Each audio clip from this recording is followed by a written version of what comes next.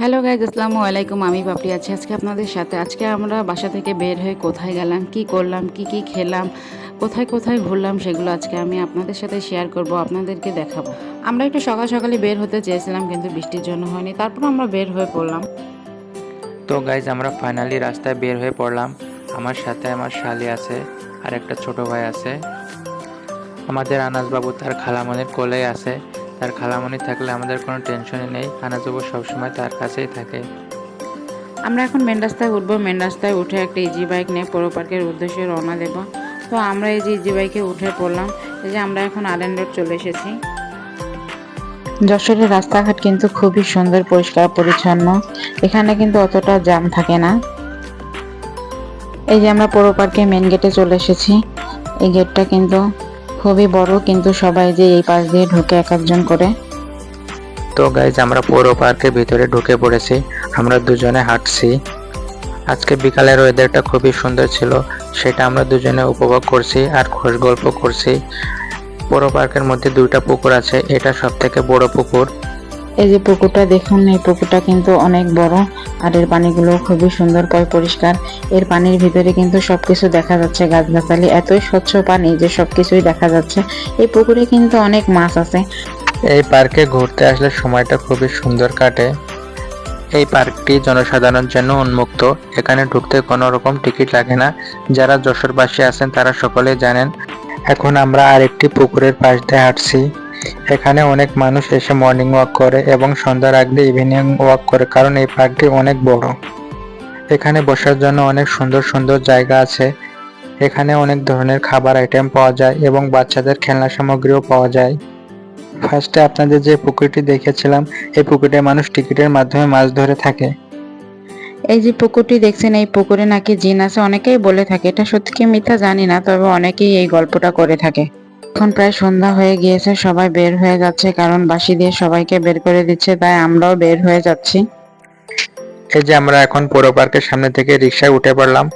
এখন আমরা আড্ডাখানায় যাব। পৌর পার্ক থেকে কিন্তু আড্ডাখানা খুবই কাছে, এখানে আসতে কিন্তু বেশি সময় লাগে না। এই যে আমরা এখানে প্রায় চলে এসেছি। হাতের বাম সাইডে আড্ডাখানা।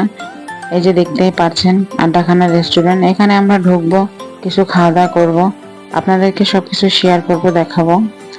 আড্ডাখানায় আমরা এর আগেও এসেছি, তখন এসে আমাদের তেমন কোনো ভিডিও করা হয়নি। এখানকার পরিবেশটা খুবই সুন্দর। এখানে চারিপাশে ওয়ালে এই যে কি সুন্দর আর্ট করা রয়েছে। এখানকার ডেকোরেশন কিন্তু বাঁশের বেত দিয়েই তৈরি, যার জন্য ডেকোরেশন গুলো খুবই সুন্দর লাগে দেখতে, খুবই ভালো লাগে। এখানে এসে আমি এই যে ছবি তুলবো।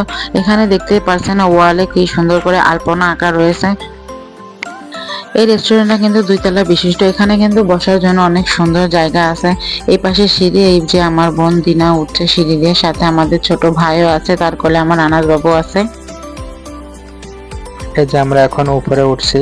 আপনারা চাইলে ফ্যামিলি, ফ্রেন্ডস এন্ড কাপল নিয়ে আসতে পারেন। তো দেখুন উপরে উঠে পড়েছি। উপরেও বসার জন্য খুব সুন্দর ব্যবস্থা করা আছে। অন্যান্য রেস্টুরেন্টের তুলনায় এখানে বসার জায়গা তুলনামূলক একটু বেশি আছে। আমরা এই যে বসে পড়েছি, আনাস বাবুকেও টেবিলের উপরে বসিয়ে নিলাম। তাকে আমি এখন খাওয়াবো, তার খুবই ক্ষুধা লাগছে। সে 2 ঘন্টা পর পরই খায়। এখন তাকে আমি সেরেলাক খাওয়াবো, তার সেরেলাকটা আমি বানাচ্ছি। আমি যেখানে যাই আনাস বাবুর খাবার নিয়ে যাই। যে দেখুন আনাস বাবুর টেবিলের উপরে খেলা করছে, খুবই চিল্লাপাল্লা করছে। সে কিন্তু খুবই রাগী, যেটা একবার ধরে সেটা আর দেয় না। এই যে তাকে আমি খাওয়ানো শুরু করে দিলাম। সে বসে বসে খায়। সে কিন্তু এখন সে খেতে চায় না, সে তো বড় হয়ে গিয়েছে। তাকে আমি বসায় বসায় খাওয়াই এখন। এই যে আনাসের বাবা এখন মেনু কার্ড দেখবে খাবার অর্ডার দেওয়ার জন্য, সাথে আপনাদেরকেও মেনু কার্ড দেখিয়ে দেবে। এখানে খাবারের মান কিন্তু খুবই ভালো, তাছাড়া খাবারের দামও খুব কম। অন্যান্য জায়গার তুলনায় এখানে খাবারের দাম খুবই কম। এই মেনু কার্ডটা কিন্তু খুবই বড়। এখানে কিন্তু বিভিন্ন ধরনের খাবার পাওয়া যায়। এখানে এসে আপনারা সব ধরনের খাবারই পাবেন আশা করি। তাছাড়া আপনারা চাইলে খাবার পার্সেলও নিয়ে যেতে পারেন। এখন আমরা অর্ডার দেওয়ার জন্য এই যে নিচে চলে আসলাম। আনাসের বাবা খাবার অর্ডার দিছে। এখানে কিন্তু পে ফার্স্ট। আনাসের বাবা অর্ডার দিতে দিতে আমি একটু আপনাদেরকে ডেকোরেশনটা ঘুরিয়ে দেখিয়ে নিয়ে, যে উপরের দিকে দেখতেই পাচ্ছেন কি সুন্দর লাইটিং করে ডেকোরেশন করা।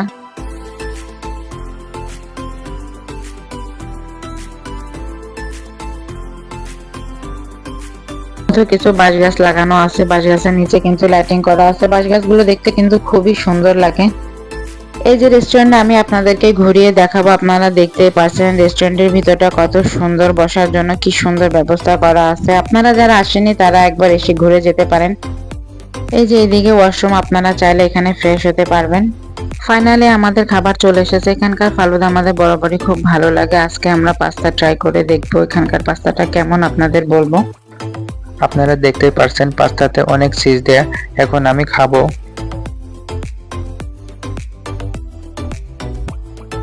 পাস্তাটি খেতে খুবই মজার ছিল। এখানকার পাস্তাটি পরিমাণে অনেক বেশি ছিল এবং পাস্তার মধ্যে চিকেন, ক্যাপসিকাম এবং মাশরুম পরিমাণে অনেক বেশি ছিল। পাস্তাটি অনেক গরম ছিল। তারপর আমি ফালুদা ট্রাই করে দেখলাম। এখানকার ফালুদা আমার খুবই পছন্দের। ফালুদার মধ্যে অনেক পরিমাণ আইসক্রিম দেওয়া ছিল। আমি যেটা খাচ্ছি এটা হলো রয়্যাল ফালুদা। এটার প্রাইস 150 টাকা। আপনারা চাইলে ট্রাই করে দেখতে পারেন। এই যে আমাদের ছোট ভাই কাপ পাস্তা খাচ্ছে। এখানে কিন্তু বিভিন্ন ধরনের পাস্তা আছে, আপনারা চাইলে আপনাদের পছন্দ মতো অর্ডার দিয়ে খেতে পারেন। এবার আমি একটু পাস্তাটা ট্রাই করে দেখবো। পাস্তাটা দেখতে কিন্তু খুবই লোভনীয়। আসলে পাস্তাতে অনেক বেশি পরিমাণ চিজ দেওয়া, তা আপনারা দেখতেই পারছেন। এটা কিন্তু ওভেন বেকড পাস্তা, এর প্রাইস কিন্তু 280 টাকা। পাস্তাটা এই যে আমরা চেটেপুটে খেয়ে নিচ্ছি। আর শেষে আনাস বাবু আমাদের টেবিল পরিষ্কার করে দিচ্ছে টিস্যু দিয়ে। আমাদের সবারই খাওয়া দাওয়া শেষ, এবার আমরা নিচে নামবো। এই যে আমরা নিচে নেমে পড়েছি।